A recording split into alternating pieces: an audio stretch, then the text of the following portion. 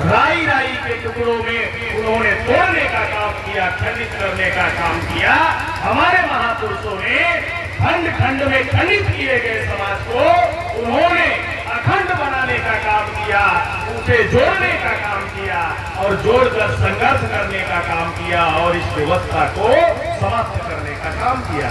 जब इस व्यवस्था को समाप्त किया, हमारे समाज में दसियों पीढ़ी तक, हजारों साल तक सम्राट पैदा होते रहे, शासक पैदा होते रहे, लेकिन पुष्यमित्र शुंग नाम के ब्राह्मण ने 184 ईसा पूर्व बृहद्रथ मौर्य, सम्राट बृहद्रथ मौर्य का गला काट के भारत में ब्राह्मणशाही स्थापित करने का काम किया और समाज को हजारों जाति के टुकड़ों में विभाजित करने का काम किया।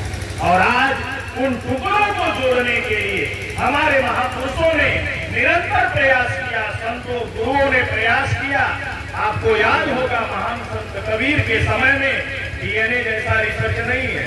अभी बाबा सुरेश साहब बोल रहे थे कि मूल निवासी नाम की जो मिसाइल है, जिस दिन 6.5 लाख गांवों के लोगों के हाथों में अगर पहुंच जाएगी, उसी दिन भारत में मूल निवासियों की क्रांति होगी और मूल निवासियों का राज स्थापित हो जाएगा। तो उस समय महान संत कबीर के समय में डीएनए जैसा रिसर्च नहीं था, अनुसंधान नहीं था, खोज नहीं था, लेकिन उन्हें ज्ञान था कि कौन अपना है कौन पराया है। इस बात का ज्ञान होने की वजह से कबीर साहब के दोहे कल भी प्रासंगिक थे और आज भी प्रासंगिक है। इसलिए महान संत कबीर दास जी कहा करते थे कि कबीरा कुआं एक है, पानी भरे अनेक।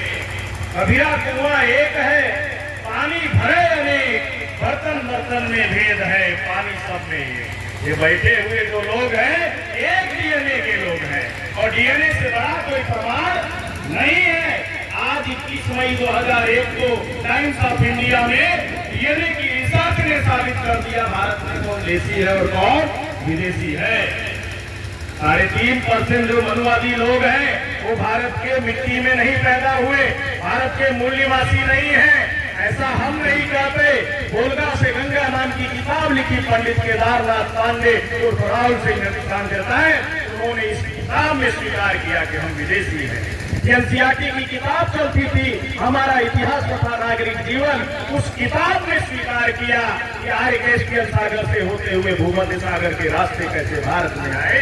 ऐसे सैकड़ों प्रमाण हैं और उन सैकड़ों कागजी और ऐतिहासिक प्रमाण से बड़ा प्रमाण डीएनए का प्रमाण है साथियों। इसलिए आज भारत के 6,745 जाति के टुकड़ों में बांटे गए जो लोग हैं और इन्हीं टुकड़ों से निकलकर समय समय पर अलग अलग धर्मों में गए, कोई मुस्लिम, सिख, ईसाई, बौद्ध, लिंगायत, क्रिश्चियन बने, आज की तारीख में इनका डीएनए एक है।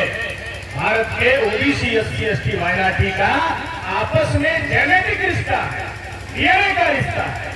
हम ओबीसी बाद में है, हम शेड्यूल कास्ट बाद में है, हम आदिवासी बाद में है, हम मुस्लिम, सिख, ईसाई, बौद्ध, लिंगायत, क्रिश्चियन बाद में है। पहले भारत के मूल निवासी है, पहले भारत के मूल निवासी है।